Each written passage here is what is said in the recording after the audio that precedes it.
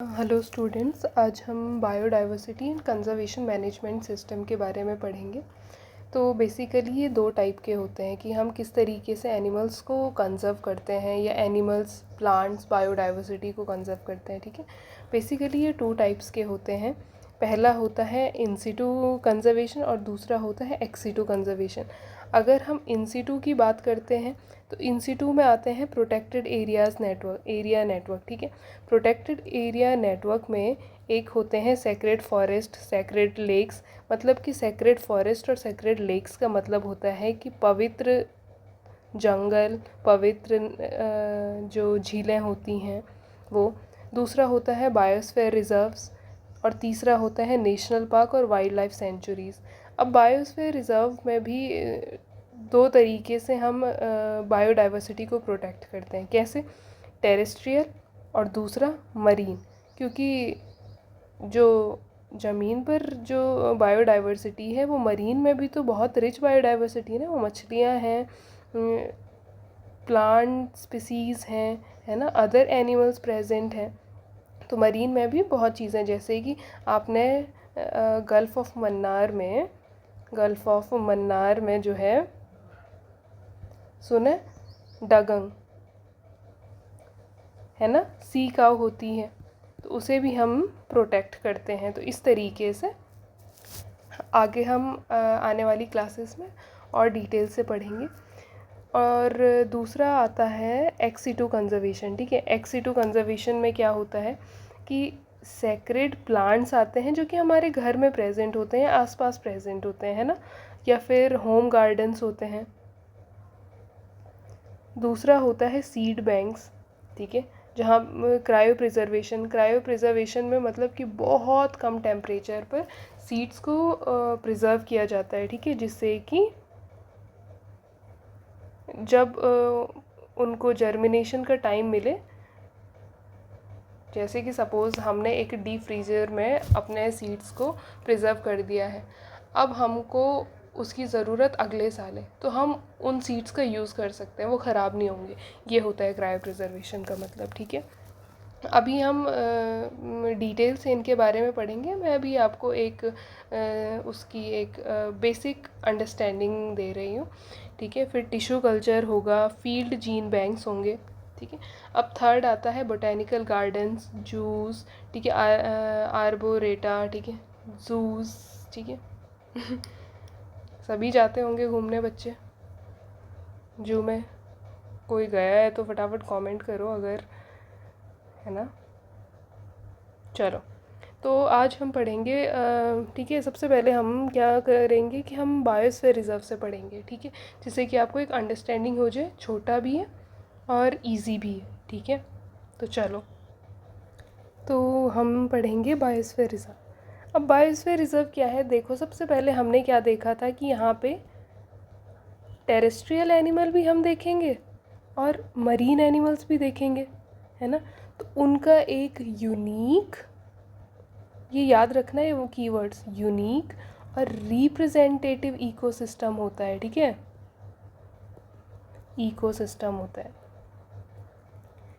जिसे आइडेंटिफाई किसने किया होता है, किसने रिकग्नाइज किया होता है, recognized within framework of UNESCO के मैब प्रोग्राम में आता है। MAB मैब प्रोग्राम में आता है। ठीक है, अब आप सभी पूछेंगे कि मैब क्या होता है, तो मैब का मतलब होता है man and biosphere programme.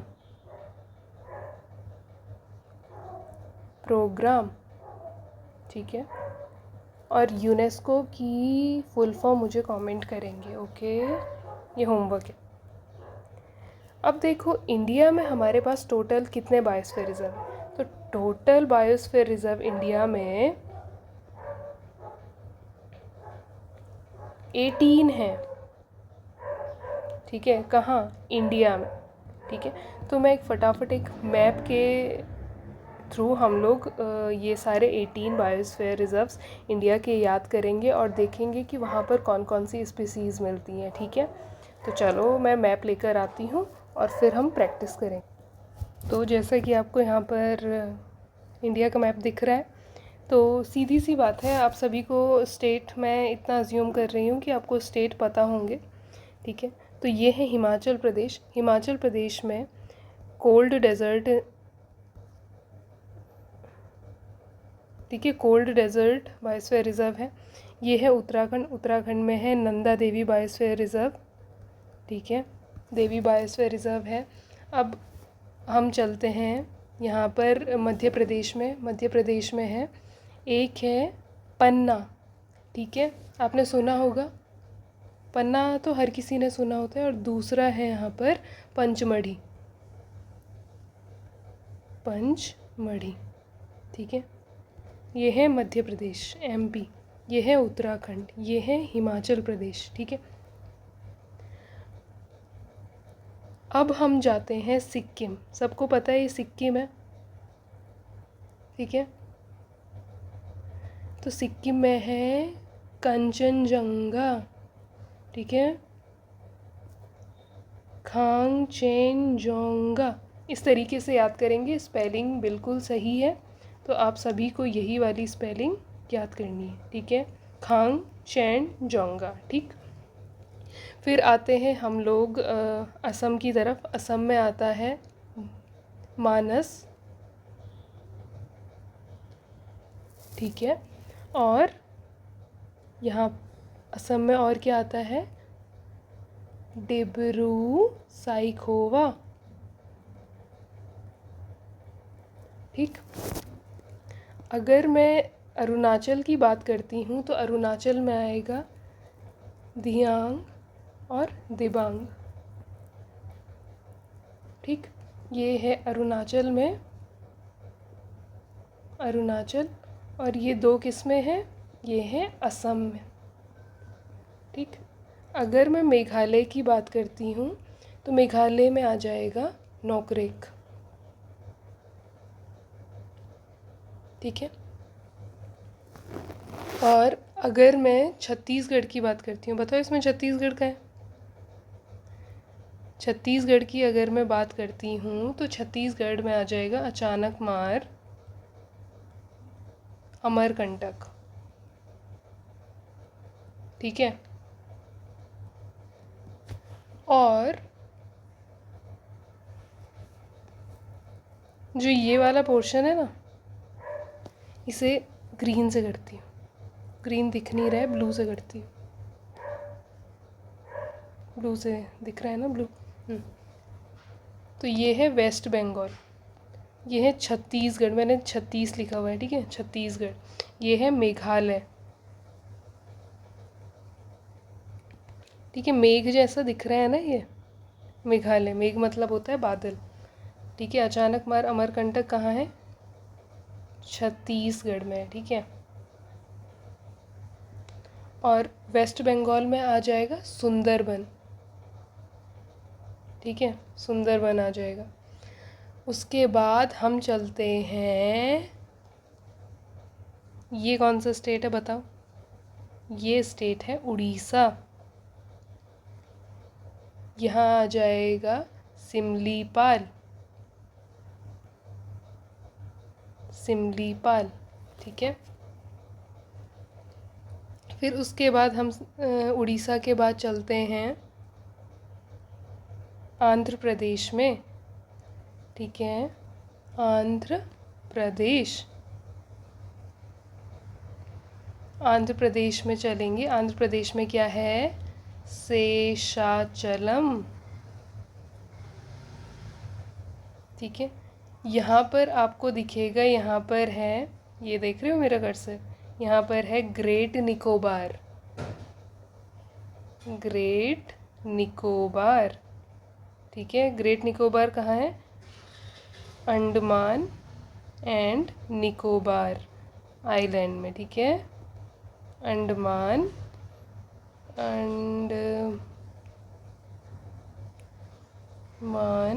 And Nicobar island, ठीक है। उसके बाद हम यहाँ पर जाएंगे, यहाँ पर है gulf of Mannar, gulf of Mannar, Mannar biosphere reserve, ठीक है। और यहाँ पर आ जाएगा, ये है अगस्त्यमलाई। देखो आपको बॉर्डर दिख रहा होगा, ये है तमिलनाडु और ये है केरला, ठीक है। तो यहाँ पर मैं इसे ब्लू से लिखती हूँ, अगस्त्यमलाई, अगस्त्यमलाई, ठीक है, जो है केरला प्लस तमिलनाडु में, ठीक है। अब देखो एक बायोस्फीयर रिजर्व यहाँ पर है, ये है कर्नाटक, कर्नाटक यार लिख देती हूँ, ठीक है। देखो इसका नाम है नीलगिरी, नील एन ढंग से बनाती हूँ, नीलगिरी, ठीक है। नीलगिरी किस में है, एक तो कर्नाटक में हो गया है, एक तो केरला में हो गया है और तमिलनाडु के बॉर्डर पे है, ठीक है। देख रहे हो तीनों बॉर्डर पे। उसके बाद हम चलते हैं गुजरात, ठीक है। गुजरात में जाएंगे हम लोग, रण ऑफ कच्छ, सुना होगा ना, कच्छ का रण, रण ऑफ कच्छ, ठीक, ये आ जाएगा गुजरात में, ठीक है। तो हम काउंटिंग कर लेते हैं, हमने कहाँ से शुरू किया था और कहाँ पहुँचे। देखो 1 2 3 4 5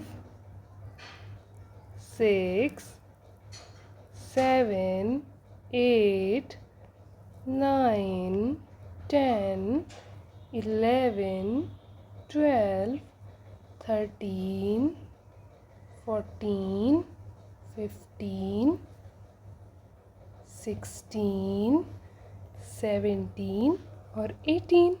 कितना आसान है ना। अब देखो मैं जहाँ भी स्टार लगाऊँ ना, वहाँ आप भी स्टार लगाना, ठीक है, सीधी सी बात है, ओके। सबसे पहले तो आप लगाएंगे स्टार नंदा देवी पर, ठीक है। तो नंदा देवी पर हमने स्टार क्यों लगाया, पहले स्टार देख लो, ठीक है। ये हैं UNESCO biosphere reserve,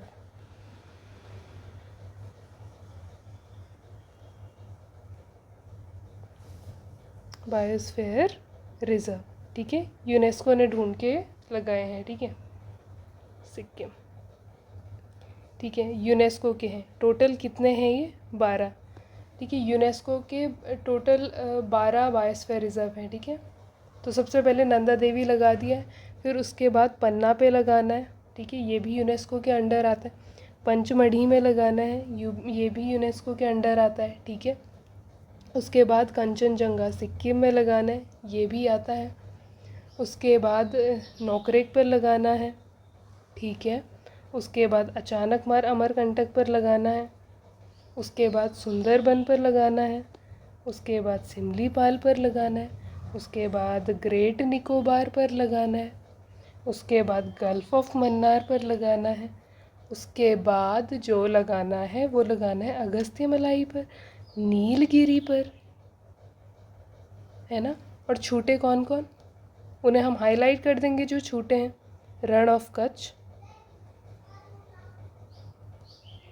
Rann of Kutch, ठीक है। ये शेषाचलम, देखो नॉर्थ ईस्ट में सिर्फ एक ही है, दिब्रू साइखोवा, दियांग दिबांग, इस तरीके से, ठीक है। तो मुझे लग रहा है कि आप सभी को याद हो जाएगा ये। तो एक बार क्विक रिवीजन करते हैं। फर्स्ट है हिमाचल प्रदेश में कोल्ड डेजर्ट है, दूसरा है नंदा देवी, तीसरा है पन्ना एमपी में, चौथा पंचमढ़ी मध्य प्रदेश में, सिक्किम में है कंचनजंगा, अरुणाचल में है दियांग दिबांग, असम में है डिब्रू साइखोवा, असम में मानस भी है। फिर आते हैं हम मेघालय में है नोकरेक, ठीक है। वेस्ट बंगाल में आते हैं, वेस्ट बंगाल में सुंदरबन है। हम छत्तीसगढ़ की बात करते हैं तो छत्तीसगढ़ में अचानकमार अमरकंटक है। उड़ीसा सिमलीपाल है।